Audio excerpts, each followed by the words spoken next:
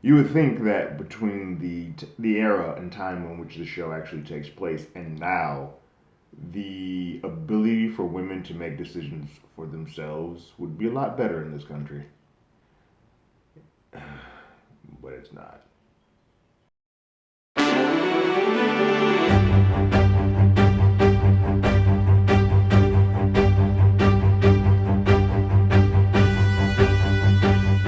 Hello, everyone. Terrence here with Hollywood Already Did It. If you haven't already, go ahead and like, share, subscribe to the channel, comment, ring that bell below. Anytime we have something, you will be among the first to know.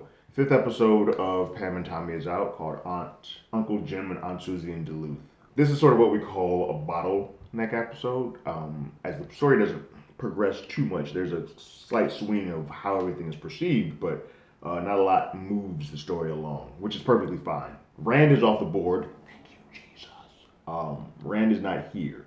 He is gone. He's left. We don't see Seth Rogen at all in this episode. We do go to his apartment to see that it's completely been wiped clean and he's gone, which is fitting because in real life I believe he went on the run. So in this timetable of what is going on, he'd be on the run. What we do get is kind of three stories. We get Pam's story, we get Tommy's story, and we get the media story. The media becomes sort of a big part of this. We spend time in Jay Leno's writer's room. We spend time at reporting spots like LA Times and whatnot, as they are the word of this sex tape and the word of this story is starting to sort of spread and get bigger and bigger and bigger.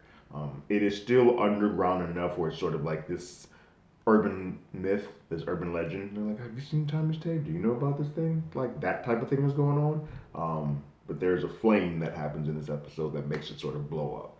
And so, what we get at the beginning of this is the media is trying to make this a story. Like the writers' room is aware of it for Jay Leno, and Jay's like, nobody knows about this. Does Uncle Jim and Aunt Susie know? Like, does Middle America know about this sex tape? If they don't, then I'm not running with jokes about this. Like, we can do this, but that's not top news enough for me to bother doing that. LA Times reporter's like, yo, this is a news story. Like, this is something that's going on. And her boss is like, nope, can't do it. Not a story. We're not doing this. We're not the National Enquirer. We're not Star. We are not putting ourselves in a position where those are the things that we are doing. Um, and so nobody's running with it. It is still staying as this bubbling underground sort of thing that is getting attention from the underground, the black web, if you will. Enter the Tommy story. Tommy is going through depression. Obviously, at that point in time, they didn't really call it that. They didn't know what it was, but he is spending time just staring at a stuffed teddy bear that says boy and girl and drinking a lot. He is down on himself. He's lost his kid. Um, but what's interesting is that it all feels very selfish. Uh, yes, he's sad, and Pam understands him being sad about the kid. But there's a lot of things that is going on with this tape where Tommy just doesn't seem to be responding in the way that Pam wants. We got a little bit of that in the last episode. But what we're starting to see now is that he's torn in this weird thing where he might actually start to appreciate some of the attention that he is getting. He is very much down in the fact that Motley Crue and what he's doing with his musical career is no longer hot. It's no longer the thing. He he's staring at plaques and labels and seeing how much he used to sell and how big he was and whatnot. He's like, "Oh, cool, let's go back into the studio and start making music." He goes back to the studio, and he used to be in what would be called booth A or studio A to record. He's now been pushed to studio B and studio C by a group called like Third Eye Blind, and he finds out that it's done by his own label. They're all on Elektra, but Elektra has now prioritized that Third Eye Blind is a higher selling and more important impact artist than Motley Crue. So it's just another ding on his resume, his psyche. He goes to a bar to kind of like commiserate because Pam has obligations she has to do. He just spend the night alone, and he gets into an altercation at the bar because someone comes up to him and is like, "Yo, man, that sex tape is the best thing you put out since Girls, Girls, Girls," which was like out in 1987. And he flips out, loses it, and whatnot. He is having a hard time wrapping his brain around that he is no longer relevant. But it is now starting to get the seed in his brain that his relevancy comes through this sex tape, which comes at the putting down and damaging of Pamela and her career. And so they have a tiff where she's like, you are just trying to cling on to fame. You didn't put enough energy into this, and she feels like he didn't put enough energy into stopping this tape because you don't want me to be as big as I could have been. And he's like, no, I want everything for this for you, but she's not feeling that back from him in the way that he's handled this tape. That is a lot of what happens with Tommy in this. They come back at the end, and there's a moment, but that is Tommy's story. Pam is also dealing with a miscarriage. She is trying to move on and carry on, and she's doing interviews and whatnot. She is about to be in the promo run for barbed wire, and so she goes to her publicist and her handler for this movie, and they're just discussing what's going on. And they see the tape of Tommy Lee getting into the altercation at the bar, and they're like, "You got to stop him. Like, he's messing things up. We need to put a handle on him. He's becoming a hothead, and he's messing up your brand." And Pam's like, "Cool, I understand." And she's like, "Is there anything else that I need to know?" And Pam sort of at that point, it sort of informs her of like, "Yeah, there might be this sex tape that's there." And she's like, "Wait, what?" She never heard of it and feels a little bit blindsided. But she's like, "Cool, let's see how bad the story is." And they go and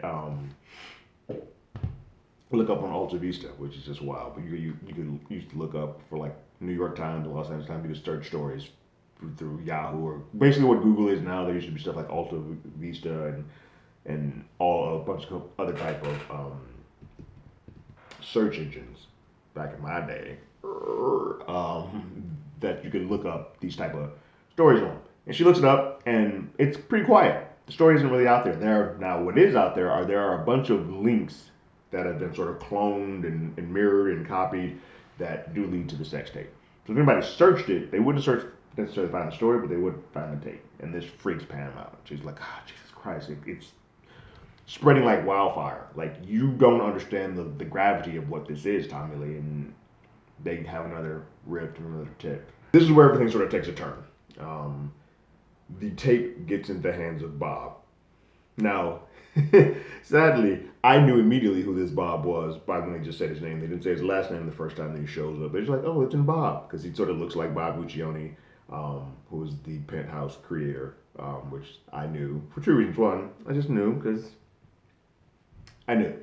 Second is I just watched this movie called Caligula, and he helped direct and write and produce and be a part of that, and it is very much a Bob Guccione special.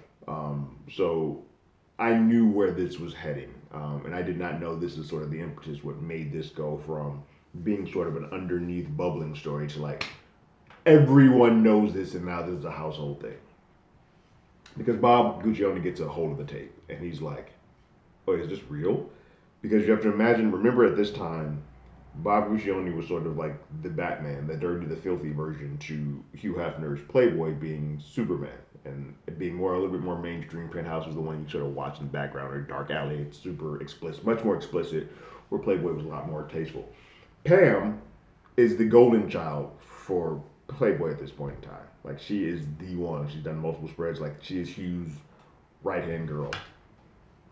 And so Bob is doing anything humanly possible to like, "Oh, I'm just going to do scorched earth on Hugh by using this stuff with Pam." And it is another person, just like Rand, it's another person who is using Pamela as sort of she's like a pawn or a chess piece in this game of my dick's bigger than yours, my mano a mano that happens, which has nothing to do with her. But he gets a hold of the tape, and Tommy finds out because he used to hang out with Penthouse Bed, so they know that the tape is in circulation in Bob's hand, and they freak out. And Tom's like, "We got to stop this. We got to put an injunction. We got to sue." So Pam goes to a board of people with lawyers and whatnot, and she's like, "What do we do?" And they're like, "We need to sue. We need to sue. We need to sue. We need to stop this injunction." And Bob Guccione is the type of person who gets very defensive, and if you fight back, he's going to fight back even harder. That's just who he was and how he was always built back then. So Pam has the idea, and she is not wrong, mind you, that they should just let this be quiet. Like, he's going to eventually go away. This won't get that big. While it's underneath, it'll stay underneath, and then eventually people will be like, "Ah, whatever, we'll move on to the next story." That was the correct play on that. But in this room of a bunch of suits with a bunch of ties making a decision for a woman, they were like, no, you got to sue. And even her husband said, no, you need to sue. Um, and in doing so, that lights the flame where all these new, because now it becomes a news story. Now it becomes a story about like, oh, we found out this was a burglary and that this happened and that this happened. So now we can move on with the story because now it's immediate. It's now start getting placement in papers and whatnot. And then one night while she's sleeping with Tommy there, Jay Leno comes on and starts doing jokes about it. It is now big enough. It is now a part of the zeitgeist because of the suing that has sort of made this much bigger than it needed to be. It is now a household thing, and it is sort of blown up, and is now directly in her face. It's now to the point where she can't go anywhere without talking about this sex tape. Tommy Lee was already sort of starting to get that, but I don't think he was that angry at it. It didn't feel like he was that upset about it because it does not have the same ramifications for him, like Pam said in the last episode, that it does on her. So, the episode ends with her getting a court order, a subpoena to be requested for court. But it only goes to her. It doesn't go to Tommy Lee. So it just starts to show you that there has now become this big divide between the two of them in their own household. Now we know, just off of the way the timelines go, and that this kid, she lost this child. They do stay together long enough to have two kids, but this sort of probably started the impetus that kind of like a doubt or a seed of doubt starts to occur in their family where they are being split apart, and Pam is sort of in a fight on her own in her own household, in the media, and it makes a lot of those things that seeing her hear the Jay Leno jokes for the very first time, it was hard. It's a hard watch because at this point we have seen humanity in Pam. We have seen that she has just been trying to kind of like get through this painful thing that was stolen from her, and all the onus of capturing or owning anything about your humanity, your sexuality, your persona is just been gone. It's been taken away from her. So in addition to the tape, it has now been sort of blasted to everyone, and now she's become this punchline, a lot like Monica from American Crime Story and Monica Lewinsky's story.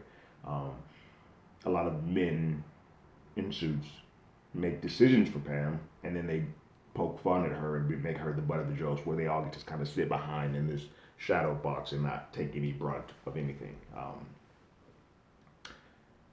It sucks. It is. It's not my favorite episode by far because I think it is very much keeping the story here, but it is fascinating to see how the wheels turn in this sort of bottle episode, in that we see a story that probably would have gone away, because this is the thing just about media. Even more so than when not everybody had access to a computer. But if you let something go, the news cycle is going to change in 5 minutes. But when you start putting gasoline on the fire, it is going to explode and take over everything. And that's what happens. I know in current day there have been some apologies and all that, but the damage has already been done. And so for her to be this young woman who's still trying to figure out life, it sucks to see how so many people got this wrong. Her handler, barbed wire, seemed to be the only person that kind of was on her side. She even says like, you let a room of dudes make a decision for you, and she's like, well, what else was I supposed to do? And like, you make a damn decision for yourself. She's a more put together and established woman, so she already knew that onus. When you have a young girl, it is not always that simple to just be like, I'm going to go against guys, or I'm going to go against what they say that is better for me, because they know what they're doing. I'll just follow along, and it ended up in this shitstorm. But all that is the episode 5 of Pam and Tommy. A good one, not the best, but it's a really solid episode that tells a story that I think needed to be told. While it is not the best, it does serve a purpose. What did you guys think about this 5th episode of Pam and Tommy? Go leave your comments and thoughts in the comments below. If you haven't already, you can follow us on Twitter at HollywoodADI, or you can hit us up on email at HollywoodAlreadyDidIt@gmail.com. We also have a podcast with the same name that's on Google Podcasts, Spotify, Apple Podcasts, anywhere that plays podcasts. We are there. And like always, I got my ticket. You got yours.